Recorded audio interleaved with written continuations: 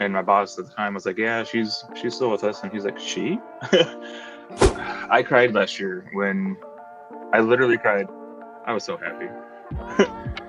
Like, and even though I can't do the drag show this year, just having the Pride skate, it means the world to me, honestly, because like we're trying to make a little bit of a difference the best ways that we can.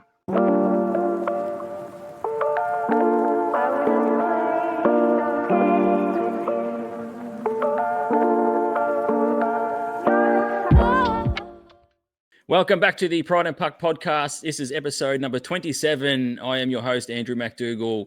This is season 3. We are on Facebook, Instagram, and Threads, and also YouTube. I say this every week. Please jump over to YouTube and give us a subscribe, some likes, leave some comments. It's all good for the algorithm. It helps us grow. So if we want to reach more inclusive clubs or queer people across YouTube, etc., and more hockey people to see these stories, these amazing stories that I have on every single month, please jump over to YouTube, jump onto Facebook, all that sort of stuff. Do all the good stuff, as we always say. Like, subscribe, follow, share around, comment. It helps the algorithm tick over. But it is episode 27, as I did say off the top. And we've got another awesome guest coming on for episode 27. We are heading back across to the US. And I have Samantha West. Welcome to the Pride and Puck podcast. Hey, thanks for having me. It's funny because I say this every single time I think someone comes on, but we finally got there after plenty of emails, back and forth, trying to work out the times. And because it is, what's the time now? It's just ticked over midnight here in Melbourne, or pretty close to Melbourne. What's the time for you over there? It's 9 o'clock in the morning in the Midwest of the United States. So yeah, I never even thought about the whole 15-hour give or take difference until the other day. I was like, oh. So, yeah. I always have to look at the Google, do a Google. Where are you from? And then I'm just like, okay, now try and work out the times. But I did think, actually, like when we worked out this time, I actually thought, excuse me, if I do midnight, we can have a chat for say half an hour, 45 minutes, and then at least I can go to sleep and get a bit of a decent sleep instead of waking up early, etc. Yeah, there's that. First off, I just want to, because there's so much throughout the news, there's so much worldwide, globally. As a transgender person, my first question: how are you? I've been trying not to deal with stuff. And that kind of bit me in the ass. I started working on a tattoo on my leg. And it's like a full, like goes up my leg up to my torso. And while working through the knee, a bunch of stuff just hit, like, and so yeah. I'm a saying that I recently learned of is the horrors persist, yet I stay silly. So that's how I am. Is there some days better than others? Yeah, for sure. Like, there are days that, like, if I'm with a bunch of friends or even just a couple of my friends are like super supportive, super awesome, they make things easier. Hanging out with my kids makes things easier. But if I'm allowed to sit around and just like be in my mind, things suck a little bit. So like, you would think Iowa is like this nice place to live, but most of the state is fairly conservative. So it's kind of scary at times. But I mean, granted, we're not as bad as say like down south, like Florida, because I'm never going to Florida again. But yeah, Iowa's not the worst. It's not the best by far. There's a map of like trans where you're safe to be, and Iowa's a red state for that. So, but I've got a softball tournament up in Madison over the 4th. Madison, Wisconsin is a safe place. So hopefully that'll be good. Yeah, absolutely. Yeah, Madison is. I've got to get some people from Madison on this podcast and have a chat.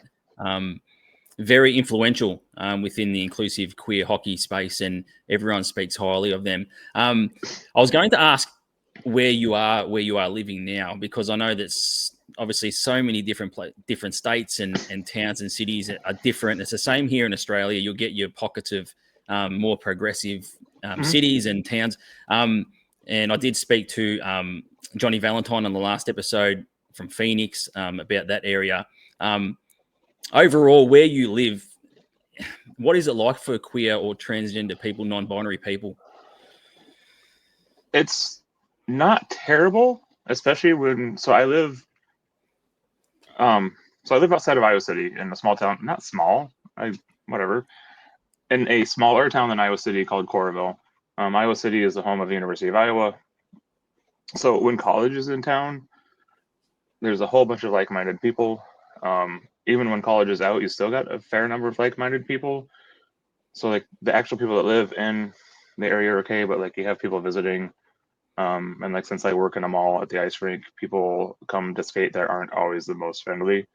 So it's, in the grand scheme of things, it's not bad where I live currently, but I still take precautions on a daily basis. So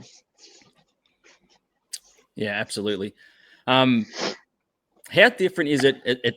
It sort of blew me away when you told me that you grew up in a small town, and it's funny because even when you were just describing where you are now, you said small town, and then you're like, no, not really. When people say small town, I didn't expect you to say 400 people. That is really small. yeah, no, like, I mean, yeah, it's insane, and that's not a safe town, particularly now for me. I don't want to call it like an officially a sundown town. Back when I lived there, but yeah, 400 people. Everybody knew everybody. Everybody was in everybody's business. Like you'd think it would be nice and cozy, but it wasn't always the same. It wasn't like, I don't know. There's a lot of love affairs with small towns, but we probably thank Hallmark for that. Like it's just not that way. I mean, like especially when there might have been 3 kids my age growing up in that town. So, and then you got all the kids hanging out together. So you got like 20, 25 kids. And yeah, it wasn't the best growing up. And it was a 20-minute drive to the next big town. And that was basically reserved for like groceries. Yeah. So it wasn't a whole lot of fun, but it wasn't terrible because I had so much room to play. Like obviously hockey there wasn't a thing, but although Dad there was a basketball court they would flood during the winter times, and you go up and skate, but yeah, basically like a pond. So yeah, but now that town is like, I'm guessing probably close to 2,000 or 3,000. They've got city water, like got city sewer, like all this fancy crap that I didn't have growing up, and now mom still lives there, so it's just every now and then I look at their Facebook page, I'm like, they're complaining about these things. I'm like, whatever. But yeah, so like I lived there for 24 years, and then I moved to a bigger city, and then coming down here was just awkward as hell because like to me growing up where I live now was like so far away, even though it's like a half-hour drive. So like it was just completely foreign. Like, oh, we're like people be like, oh, my doctor's in Iowa City. I'm like, why are you going to Iowa City for a doctor? That's such a far drive. But yeah, it's so weird. Like, I mean, yeah, you did grocery shopping once a week, maybe back then. We'd go into town, maybe less than that. And now it's like, oh, I ran out of vanilla. I gotta go get vanilla, and it's like 5 minutes down the road. So it's, yeah, I don't know. I love it and I hate it. Yeah, I live in a coastal town, not far from Melbourne, and I thought that was small. So I did chuckle when you said 400. Did you ever get out and skate on the basketball court? I'm guessing it was frozen over. Yeah. So it was frozen over. Dad at the time was on the fire department, and they had the pump house because they didn't have hydrants or anything. Was right next to that court, so like they'd seal it up, freeze it over. Oddly enough, I learned to skate on figure skates. because that's just whatever. And yeah, I'd go up there and skate. Like, it was not the best, but it was something different. So it was fun though. Was Like, was that your first introduction to hockey, or was that just pure skating? that was just straight up skating. No hockey, no nothing. So like there wasn't even an indoor rink any closer than at least an hour drive until I was 18. And that's when, so Cedar Rapids is a town just north of us, city. I don't, whatever. They got a USHL team in '98. And so mom and dad got us all season tickets for, I went for the first six or seven seasons. So that was my first like official like in-person hockey. I don't remember if we ever watched hockey growing up on TV. Being in a town of 400 people, we had 4 channels. So I don't remember if we watched it on TV or not. I know football was big with dad. Dad was big with football and basketball. But so yeah, the team's name was the Rough Riders, Cedar Rapids Rough Riders, and we actually have one of the promo videos for like opening the game. There's me and she was then my oldest daughter too, but she's like 23 now. I think she was 6 months. No, March. Like 8 months old in the video, sitting on my lap watching hockey. So, and she's still a hockey fan. I work for the Rough Rider or the Heartlanders here. And I'll throw her tickets every now and then. And yeah, it's so cool. And like my 2 youngest kids, my son and my 2 youngest daughters, they all, my daughters go to the games a lot with me, but my son's an hour away. So, but yeah, it's just being like watching like USHL. I don't know if everybody realizes, basically like 16 to 20-year-olds. Like they're not paid, they're going through school still, and it's kind of fun. It was fun to watch that. Like that was my first experience with it, and like 98 to 2005 when I was watching them, it was so. I mean, it was old hockey, right? Like so many fights, even for their age group. But yeah, that was kind of what sparked the interest in hockey. I guess would have been for sure that. But yeah, that would have been my first proper exposure to hockey. Did you walk away from that as a kid with the season tickets, thinking you'd play hockey ever in the future? Did you ever think like that back then? Dude, no, like no way in hell I thought I would ever get to do it. One, I have a history of abusive and controlling ex-wives, so there was that side of it. 2, I had so much going on at the time that I don't know how I would have found time. So I did a lot of volunteering in my teens and 20s. So I just never really thought of it. I was content with sitting down on my PlayStation and playing hockey on that, I guess. So I never would have thought about it. And then when I started being an off-ice official for the Heartlanders, which is an ECHL team, that's kind of when it started kicking around in my head that, I could do this now. Like I'm out, I'm single. Maybe we can start looking into this. So that's kind of when. So that would have been 2021 was their first season.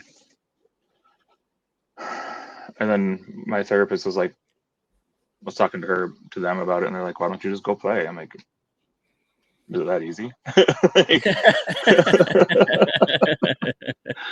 So yeah, I started rounding up gear, bought completely the wrong size skates because I didn't know about the whole 2 size down thing.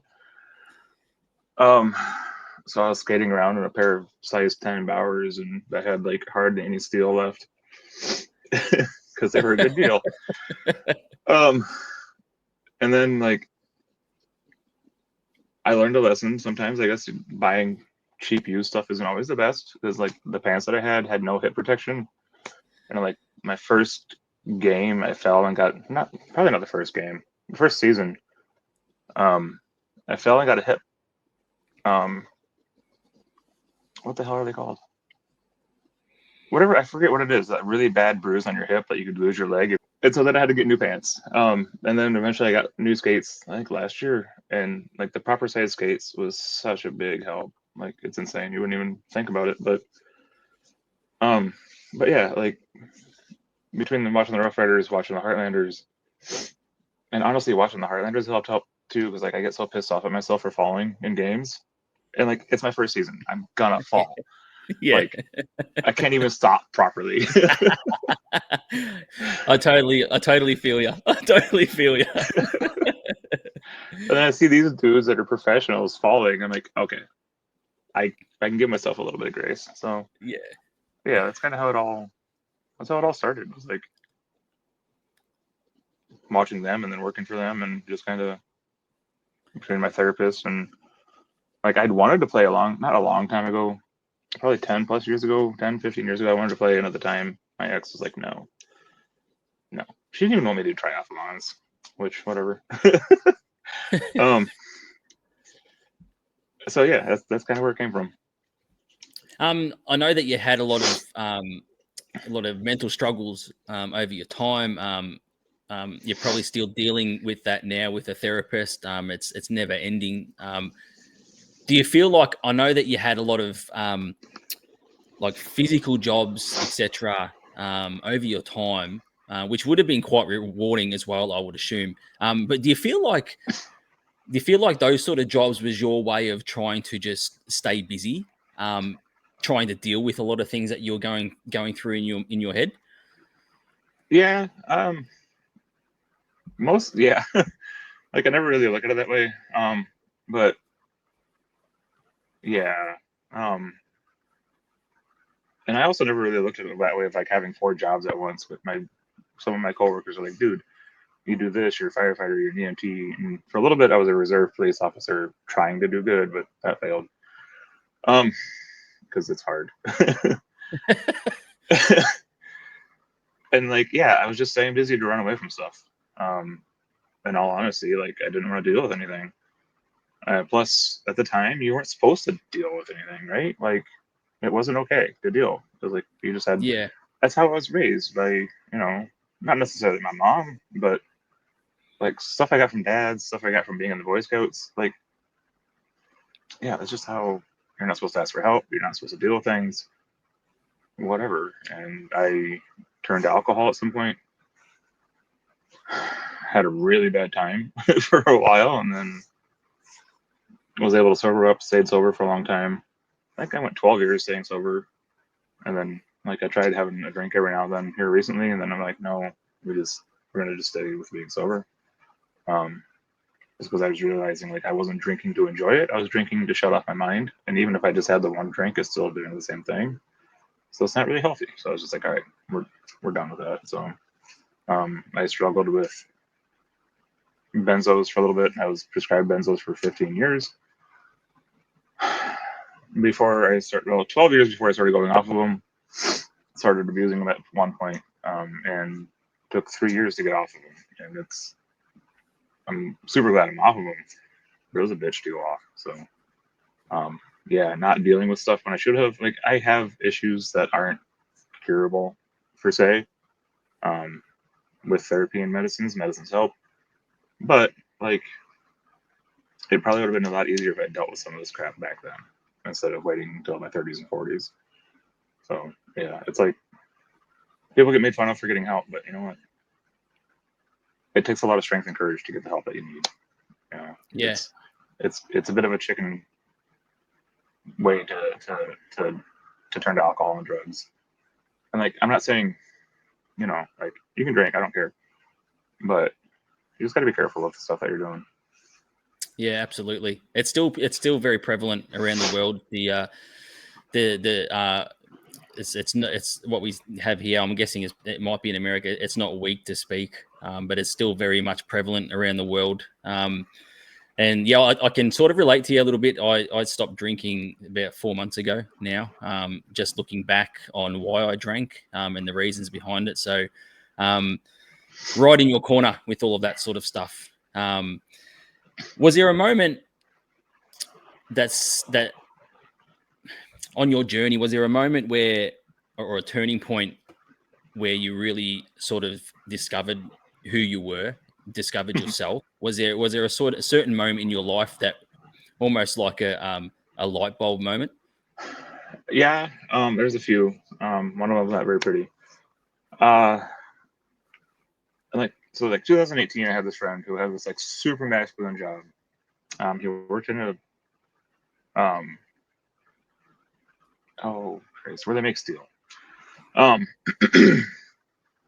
so like I never imagined, like out of the blue, he would text me and be like, "Hey, this is me," and it was him dressed up, makeup, everything. I'm like, "Holy shit, you're beautiful." And so that kind of like started spinning my wheels a little bit. Like I did shit as a kid that I never even thought about. I'm like, "Oh, that's just kid stuff," you know? Like apparently walking around in your mom's heels is not normal. Who knew? So like that kind of got my brain spinning on things, and that like in 2020 was another huge eye opener because like in therapy I discovered that my marriage was not good. And at some point, like I couldn't work at the time.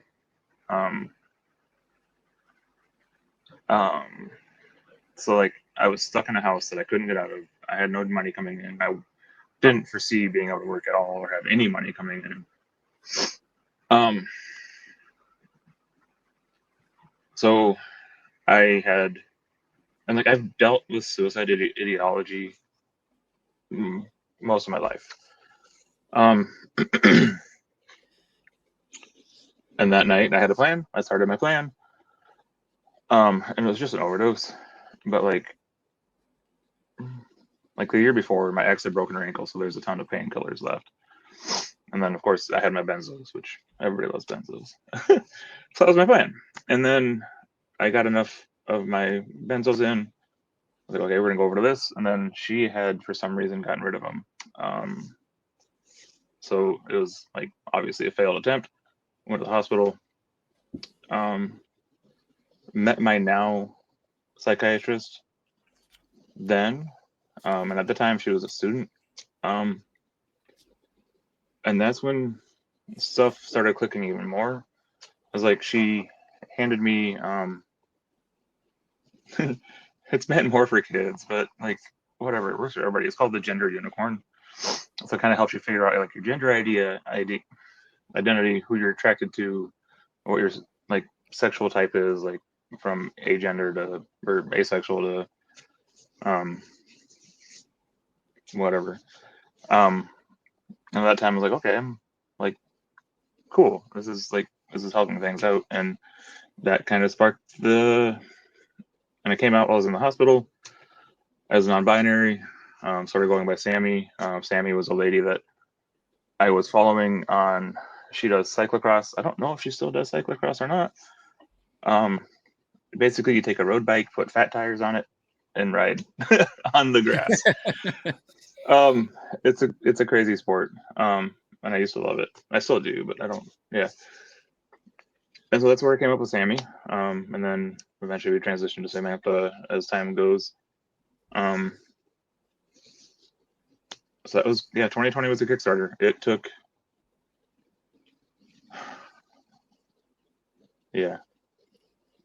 there's a song that got me my first divorce by 6 a.m. I think it's called A Beautiful Life or something like that. But one of the lines in there is it took a funeral to make me happy, something like that. And yeah. So yeah, that's basically how my transition started. And then just down the road from that. And how much is hockey, or I suppose inclusive queer hockey, helped you on your journey? So it was like the league I usually play in, there's not a lot of queer in it. And there might be another trans woman, I just don't know of them.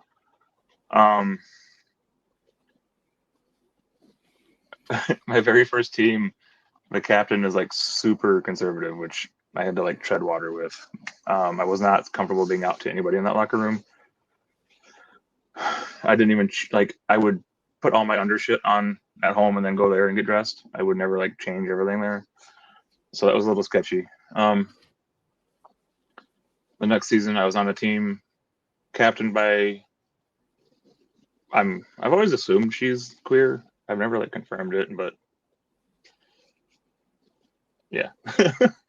And there's a couple other ladies on the team, like cis women, so that was a little bit better, but there's still just so many straight men that, and I don't mean all straight men are bad, but like I'm not, especially right now with something that I had back in December with the drunk man, I've been a little bit less trusting. So like this last season I sat out, I was like, for my mental health, I need to sit out. So like locally it's been okay. Last year up in Minnesota, they had the all trans and non-binary draft tournament, and holy crap, that was, you would think getting on a team of, I forget how many players we actually had on our team, but didn't know anybody, right? I've never even been to Minneapolis. Okay, I've probably been to Minneapolis once for a Renaissance Fair back in like '98, but like it's my first time out of state in a long time. And I'm going up to play with a bunch of people that I don't even know, but I know they're all like in the same boat as me. So it was a little awkward walking into the locker room the first time, but just sat down and started like BSing with everybody, and I was like, this is what it's supposed to be. Like,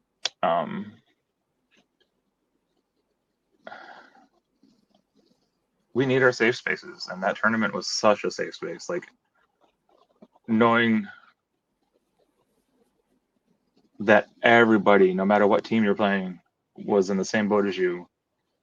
And like I gained so much confidence in myself and in my game. Like I had never had a face-off in my home league. Somehow I ended up in a face-off on a shorthanded on a penalty kill. And I was like, and one of the guys on the team was like, I never would have known that was your first face-off. I'm like, dude, trust me. But yeah, it was such a good game, and like I almost got the game-winning goal, but the damn goalie. Like we made it to the finals, so we were second instead of first. But whatever, it was so much fun. So yeah, like if I can find more of that, I'm trying to field the softball league I'm in right now. We also have a women's plus game where it's just basically no cis dudes, because it's a co-ed league. It's a queer league, which is, I love it there so much. And like even our ump, we always have like the same ump or his son, and they're awesome people. Although I give them shit when they call a flat pitch. I'm like, would you quit talking about my chest? They'll just scream out flat. Like, no! But anyway, so I'm trying to field a team like that for the hockey league for this upcoming season, because like, and even I would be 100% happy with like all new people to hockey, period, because it's such a fun sport. Like you watch it, especially on the pro level, and you're like, oh, I'm gonna die. But then you get out there, and yeah, I've gotten a few concussions. Whatever. That's just me though. Like, it's so much fun, and like I love watching people learn to skate. That's one of the things I love about my job, is like watching the kids get out there, even watching adults get out there and try learning to skate, making memories and stuff like that. And it's a bit of a stressful job in the wintertime, but it's worth it. So yeah, it's having that safe community, and like it's amazing. The safe space in the locker room or change room, it's super important, and it's crazy because I've just started playing this year for the first time as well, and it's one of the things that I've found, just being able to go into a change room and locker room and know that you can show up as you are, and you can wear what you want, you can get changed, and nobody is caring. Everyone's there having a laugh because there is that inclusive environment. It's absolutely amazing. So I could only imagine how you would have felt when you went up to Minnesota. What was your highlight? What was the biggest highlight you had from that Minnesota trip? Like personal experience or during the game? Oh, just personal during the game. Yeah, everything. So personal, just having so much fun. Like I took my youngest daughter, she's 14 now, and my son. My thought process, partially behind taking my son, is he could drive home. That didn't work. Because like I was like, if we make the finals, it's gonna be like a late afternoon Sunday game, and it's a 4-hour drive. I'm gonna be dead. But he fell asleep halfway through. I'm about ready to him drive, and the next thing I know, I'm like, no. But it was so much fun. Like I had those two there with me, and I don't get to spend a lot of time with my son, especially now.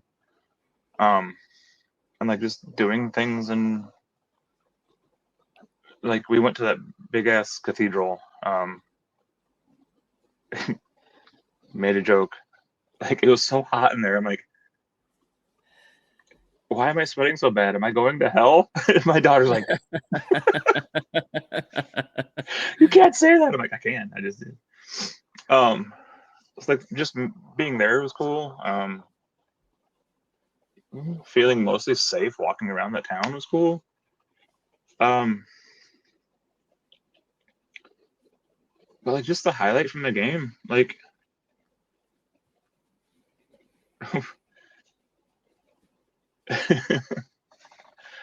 I don't know, just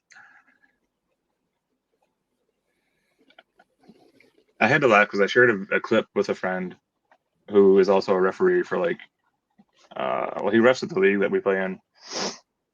I don't remember where else I don't know, he's done some kids games and stuff like that. He's also one of our off ice officials, and I was like, huh, this could have been interference. So I showed him the clip because basically like there's two of us from each team kind of like paired up. Puck was somewhere along the boards, and I was like, well, I'm not going to get the puck in time. I'm not going to let him get to the puck in time either. Just kind of squished him against the board while the other two went for the puck. And he's like, he kind of made a Trump joke, and he's like, that had the essence of interference. So I was like, okay, because Trump had like an essence of a plan for something, but it was just like that. Just the whole experience on the ice was probably a highlight. I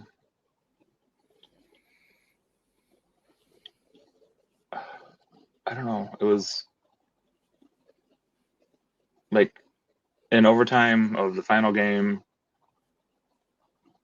or yeah, and like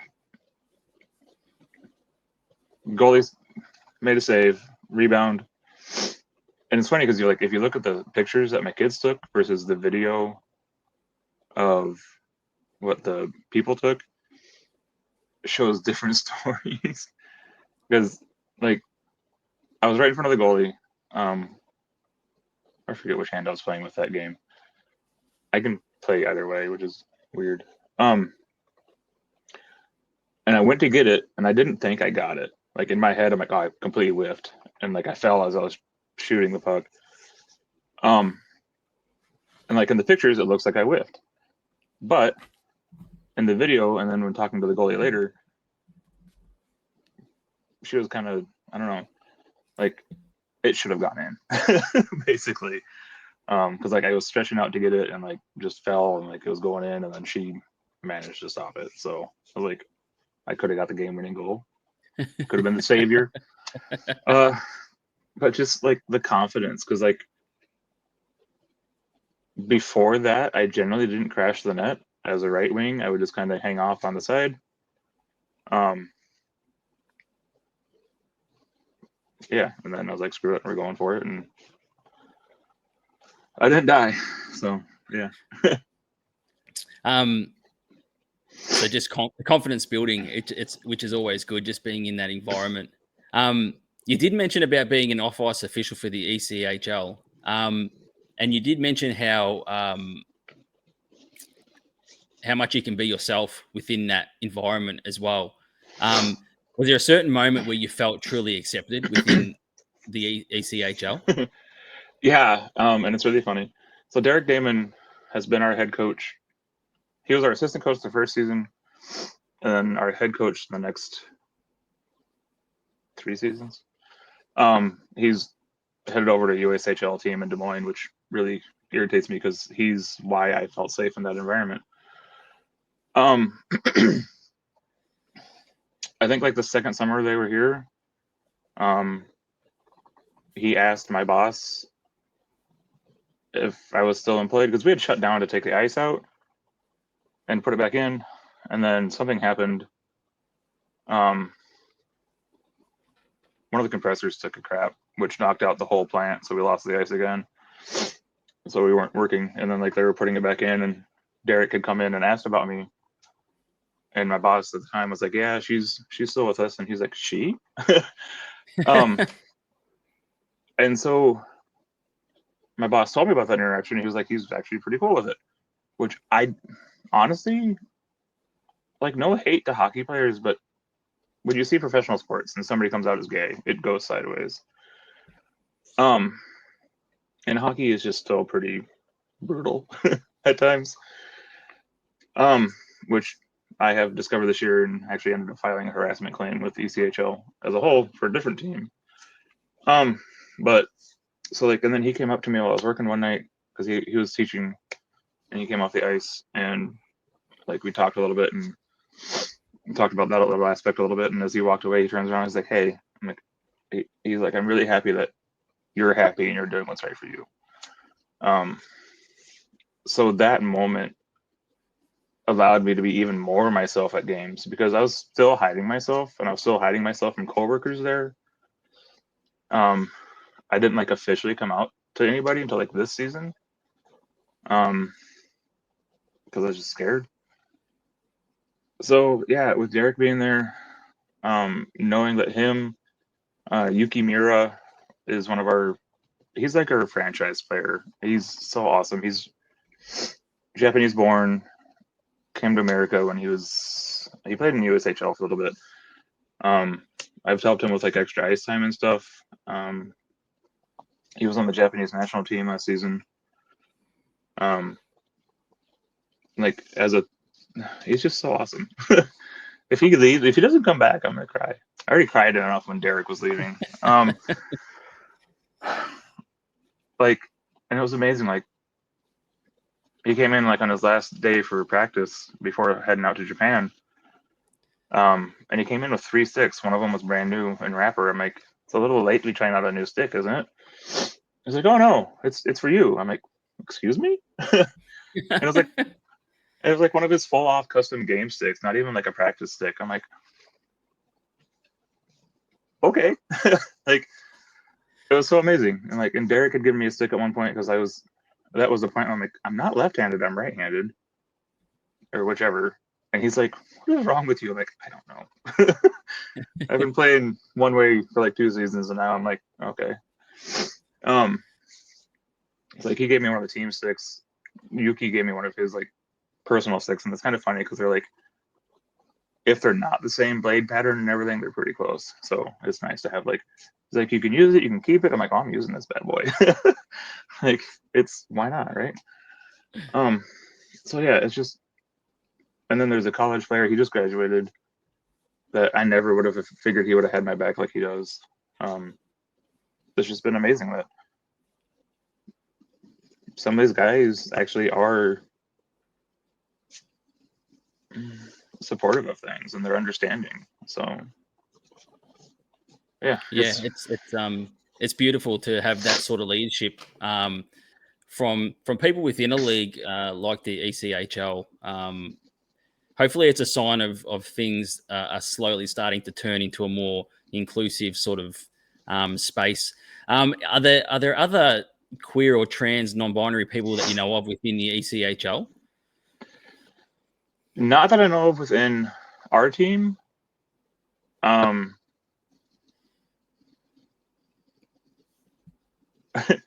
suspected somebody was being queer, but I think they're not. So I've never said anything to her. Hopefully she doesn't see this and think it's her, because my bad. I don't know, she just gives off those vibes, but not that I like know of for sure.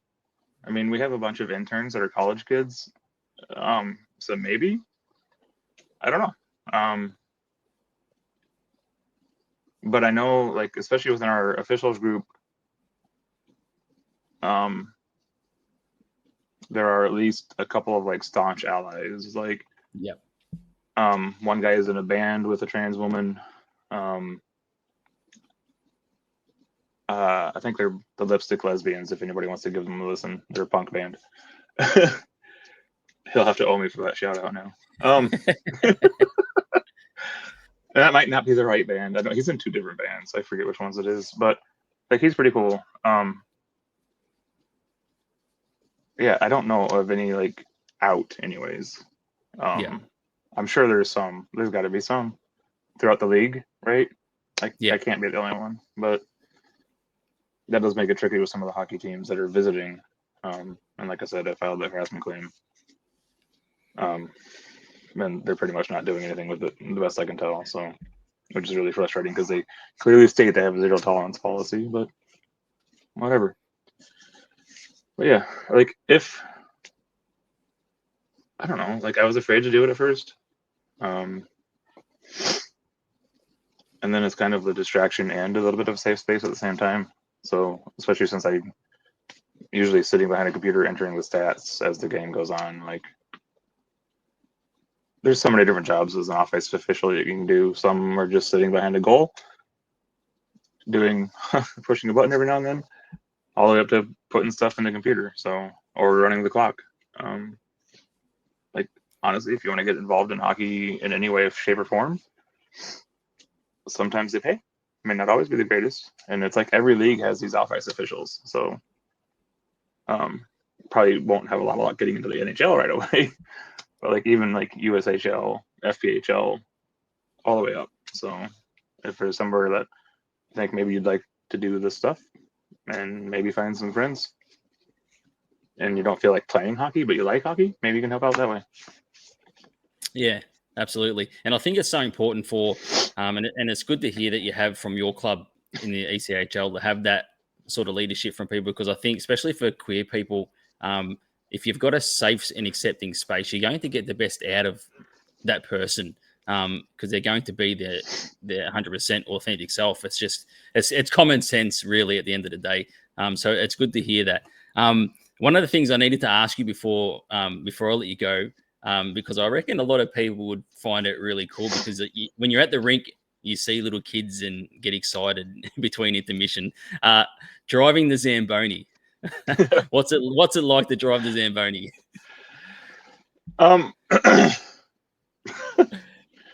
Sorry, one of my goblins just peered around the corner. So I don't get to drive at the ECHL games, which is fine. I just drive at a rink. It's not fine. It's not fine. But even like Derek is always super happy with my ice there. He's like, we need to get you over here. I'm like, that's not up to me, man. And like our USHL team had to come down for practice, and that coach was like, this ice is never this good. I'm like, hey, sorry. Sorry for giving you good ice. It is, when you start out, it's freaking nerve-wracking, to be honest. But now there's even adults that get almost more excited than some of the kids. And last year I started I have this little stuffed cat that I put on there with me. Over Halloween, I had a skull with red lights in its eyes that I had out there with me. It's just so much fun. Because like, especially if, I mean, I've been driving through 3 or 4 years. And like, if you have a love for the game, if you have a love for making things nice for people, like there are some Zamboni drivers that just don't care. They'll make whatever ice they want to make. But if you're driven to make good ice and then see how happy people are from that ice and see how happy the kids are watching you, the kids at the games, kids skating, even the people like want a Zamboni ride. It's like one of our new employees, she's like, hey, can I get a ride? I'm like, that's cool. It's just hilarious. Like, as long as nobody plays a Zamboni song while I'm driving, we're okay. But yeah, it's fun to watch the kids. Like, the kids are waving, the kids are racing me around the rink. And one time I didn't have the cat out with me, and like our 10U was getting ready to come on. They're like, "Where's the cat?" I'm like, "Oh, they're sleeping. Sorry." So, and it's like things like that you wouldn't even think the kids were like notice, right? But they do. It's so much fun. Um, it's just fun. Like I still get mad at myself sometimes when I don't make the best ice, but it is what it is. I'm a bit of a perfectionist, so. So if you're a queer person and you're worried about playing hockey, but you want to be involved, maybe jump onto a zamboni and start driving that around. Oh, dude, like so many rinks need help. It's like, especially with us, for the last 3 years, during the summer, I was the only driver, which is brutal. It's basically me and management. I finally have 2 more drivers with me for the summer, which is nice. But yeah, like if you're queer, there's so much queerness. And like coming up on this Thursday, we're having a pride skate. Um, so people can come in and skate for free because like our parent company is basically sponsoring it. So like our Iowa City Pride is next week, and then Iowa City Actual Pride Day is next Saturday. Last year we had a drag show and it was awesome, but somebody complained. So the mall is being stupid. But yeah, like you're gonna find community. Um, and it's gonna be scary at first if you start working at a rink because, and especially depending on the rink that you're at, but if you're at a rink in a fairly friendly town, you're gonna find community. Like one of my besties, I've worked with her now for 3 years, and she's helped me so much. I've helped her so much, like just mentally and everything. So it's one of those jobs that you don't think would be rewarding, but it is.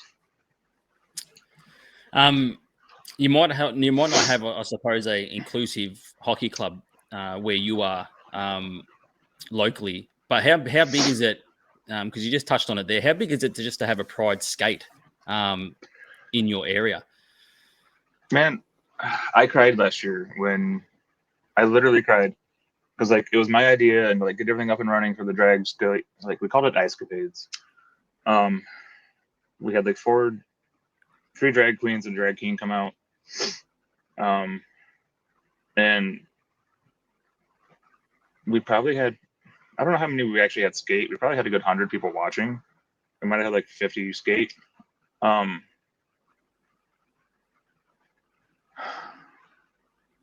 I was so happy. Like, and even though I can't do the drag show this year, um, just having the pride skate, and especially since it's free, like you don't have to pay for anything. You come out, you skate. Um, there's probably some free merch. It's just, it means the world to me, honestly, because like we're trying to make a little bit of a difference the best ways that we can. That's kind of how I've always been, is like give out the most positivity in the universe. That's been my thing. And by doing that, we're getting people that may not have skated, may not be able to afford to skate, because it's not expensive, but it's not cheap. It's like it's for us, it's $10 to come and skate. But yeah, it's having that community be there in mass. It's going to be so refreshing. So I love it. Yeah, that's awesome. That's awesome. Yeah, despite the no drag show, the fight continues. It doesn't stop. They give you something, they take something away. Before I let you go, I've obviously got my question that I ask everyone when they come on. But there's one question I wanted to ask before that one, because I'm big on it as well myself. Just following your Instagram account, how big how big is the gym for you? Because it seems to play a massive role in your life. And I'm guessing it's probably a big thing for you mentally as well to be in the gym there. Because I find that myself. And it's something that I noticed on your journey across your Instagram. I had completely forgot about how much I loved working out. Like when I was a firefighter, I worked out a good bit. Not a good bit, way too much. I'm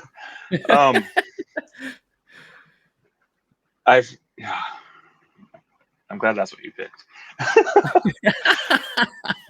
It is so much fun because like my daughter, she's 17. They're doing stuff with weightlifting in high school, and she came up to me and she's like, "Can we do this?" And I'd had a gym membership so I could get in a little bit better shape before my surgery a few years ago, and then I hadn't been going back again, and then we've been going again, and it's like I wasn't sure how my body was going to do with it, having like I have almost zero testosterone in my body, which some people say is impossible. But seeing that I'm still able to like tone and get some shape and things and just hang out with her, like, come on, right? It's huge. And if I was just going by myself, it probably wouldn't be the same. But like, I'm in there, I'm working out, and I'm with her, we're talking. I'm not paying attention mostly to anybody else. I'm not in my own head, which is a huge problem for me. I'm just there enjoying life, like hating life a little bit sometimes, depending on what exercise we're doing. But it's so much fun, and the time with her, the goofy pictures we've been taking, which I need to post by the other days on there, but it's good, and it's like obviously it's going to help me with more things in life, both sporting and normal life. But my core is terrible, but yeah, it's good. I love it. Yeah, I highly recommend it. Not just for queer people, for everyone. If you can find a place where you feel safe and you feel like you can go to the gym, it's 100% highly recommend it. So I'm glad that it's working out for you as well. The question I ask everyone on this podcast, every single episode, what is your proudest moment within queer hockey? Just showing up, honestly, making that choice. As it came up to driving up to Minnesota, I wanted to back out so bad. But just believing in yourself enough. Like even if you have to travel, like I didn't travel the furthest by far. There's people that came from Canada. A friend of mine he's now a friend. He came from Colorado. And obviously there's people that lived there that were there too. But if you find something like that, and they're doing another one this August, but I can't swing it between my daughter's wedding and stuff. But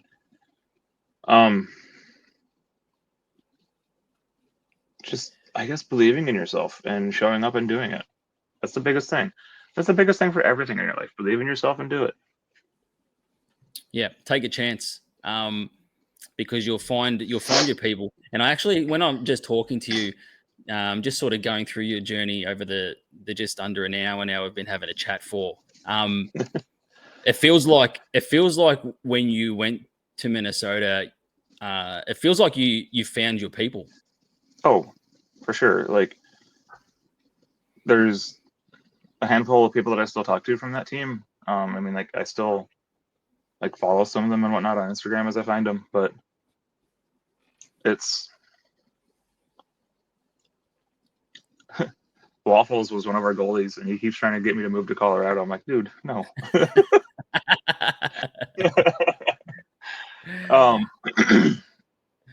And like I've got one of my friends up in Madison, and I think he's going to be working the softball tournament, so that'll be cool to see him and maybe whoever else is up in that area. So yeah, it's good. What's next on the horizon for Samantha? Any big plans coming up? I need to get back on the ice. I haven't been on the ice since I've taken a couple of lessons with a friend. She's a figure skater, but whatever. Skating is skating for the most part. So I can stop now. Properly stop. Well, I could do a stop, but now I can do like the whole stop. I just need to get back on the ice. Figure skaters make it look effortless, though. That's the problem I have. Dude. Like, yeah. It's like, how the hell are you jumping on skates? Come on. But mostly just I need to get back on the ice and start practicing again because I loved it. It was so easy when I was helping Yuki and Ben with extra ice time last summer. I think Yuki went home for a little bit, but he's coming back soon. It would just be 8 o'clock in the morning. They'd have half the ice. I'd have half the ice. And the one day that he skated up to me and I was already on the ice before them and I was already halfway dead, he's like, I admire your work ethic. I'm like, you're a freaking pro telling me that. But yeah, so that's my future, I guess, softball and getting back on the ice. So, well, hopefully at some stage in the future we have inclusive hockey show up and pop up somewhere near you, because talking to so many people across the 3 seasons of this podcast, a lot of people are just waiting for that light to shine. And if a club does pop up somewhere, the amount of people that will show up and show out and say, hey, I'm part of community and I want to play hockey and I've just been waiting for this. So hopefully for your sake and for the rest of the community around you, we have something like that in the future. It would be awesome. But Samantha, thank you so much for jumping on and giving up your time to have a bit of a chat and talk about your journey. I know it's been heavy across the time. Hopefully it continues to get better for you. And I've got no doubt that people will get a fair bit out of having a listen to you chat and your journey and your way through life and into hockey, because I think it's a special one, just like everyone else that comes onto this podcast. So thanks for jumping on. Hey, thanks for having me. It was fun.